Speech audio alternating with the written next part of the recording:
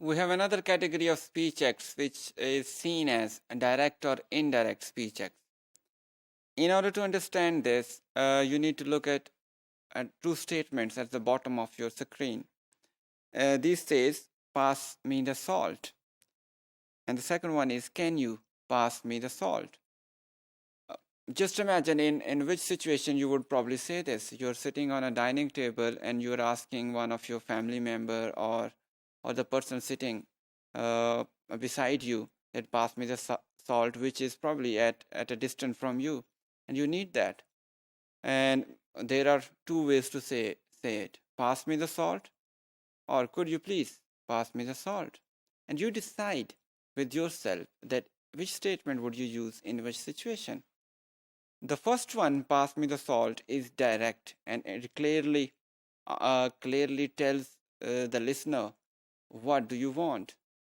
Whereas the second statement, could you pass me the salt, is not actually direct. It seems, as far as its form is concerned, it seems to be a question of ability. Can you pass me the salt? Can. The use of can informs us, and the grammatical knowledge we have about English language, that can is used in cases where we have to put a question of ability. But do you think it's really a question of ability about somebody who could or could not pass you the salt? No, it seems to be a request clearly. Can you pass me the salt? But as far as the structure of this statement is concerned, if you look at it again, it tells you that it looks like a question of ability. So we divide direct and indirect speech acts based on this structure. The speech acts which are in consonance or in line with the structure of the sentence. For example, if the structure is of an order and the act is also of ordering is being performed, then we are okay. This is a direct speech act. If the form or structure of sentence is of a question, but the action which is being performed is of a request or order, then this is an indirect speech act. There is a distinction, as I just said, based on the structure of the sentence. When there is a direct relationship between a structure and the function which is being performed by a statement, we call it direct speech act. And when there is no similarity between the function and the structure of the sentence, we have an indirect speech act.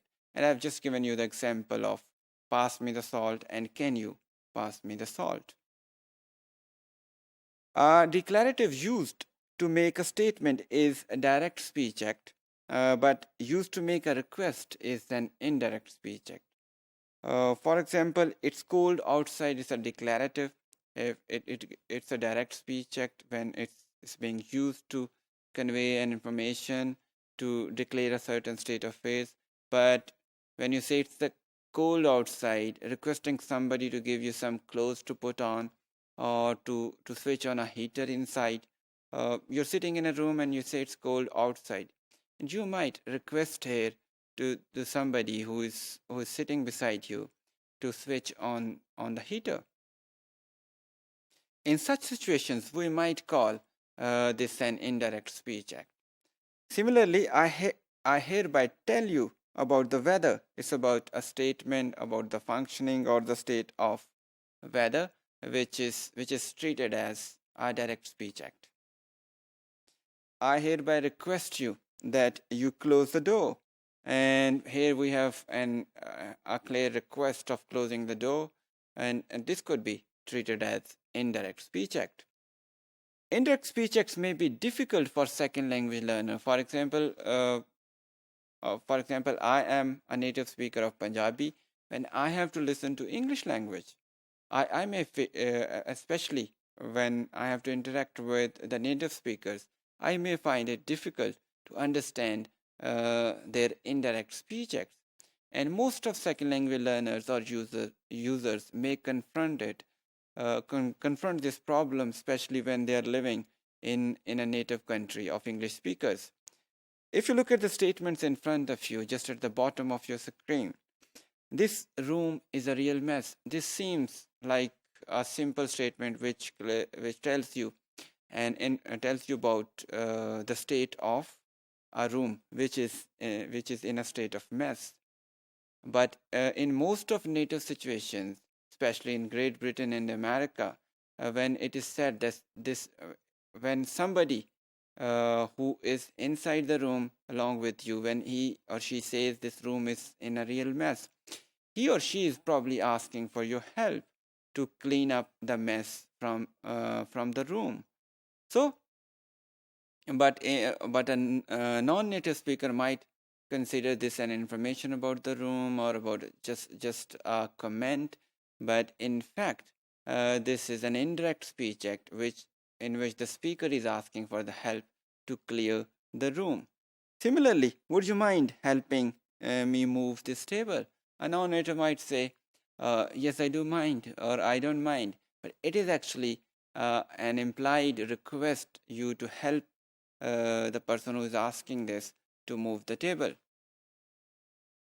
Indirect speech acts should not be confused with imperatives. They are not orders or requests, nor they are the idioms used in a language, because they could be translated without any loss of the meanings in other languages. They have a secondary allocation that have meaning when taken literally. So they have their own literal meanings, but they also have certain implied or indirect meanings. Therefore, they should be taken as indirect speech acts. Here are some more examples of indirect speech acts. You could see, could you open that door for me? Open the door for me. You left the door open. I'll just explain the last one. You left the door open. It again shows the state of affairs.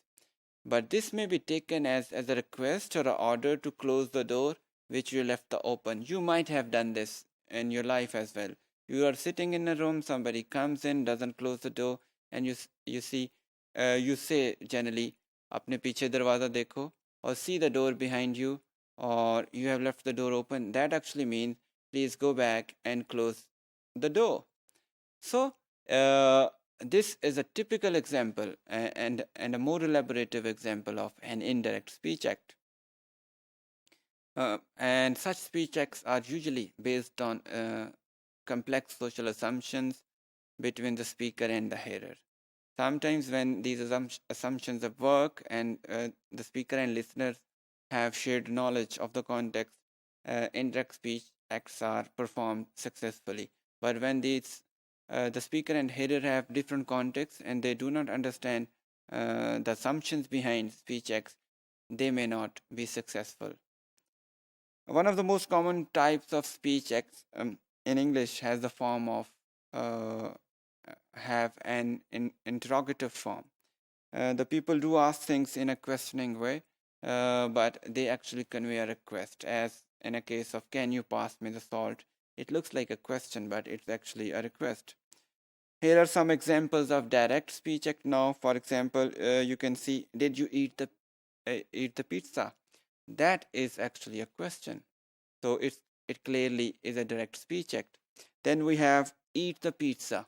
It's a kind of command or request and imperative. Again, it's very clear and it's a direct speech act. Similarly, you ate the pizza. That shows a declarative statement, and it clearly is a direct speech act.